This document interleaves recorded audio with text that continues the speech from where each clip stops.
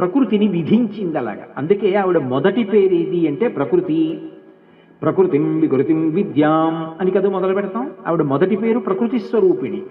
అటువంటి తల్లి కాలమును ఆధారం చేసుకుని ఋతువుని సృష్టించి ఆ ఋతువుని ఆధారం చేసుకుని పోషణ శక్తిని ప్రారంభం చేసింది.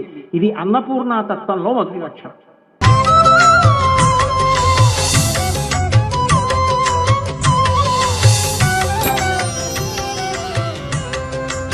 భగవతి కాలస్వరూపిణి అయి ఈ పోషణతత్వమునందు ఋతువుని సృజిస్తుంది.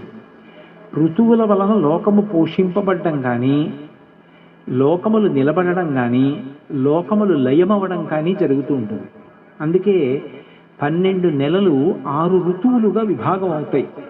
చైత్ర వైశాఖ మాసములు వసంత ఋతువు, ఆ తర్వాత వచ్చేది గ్రీష్మ ఋతువు, తర్వాత వచ్చేది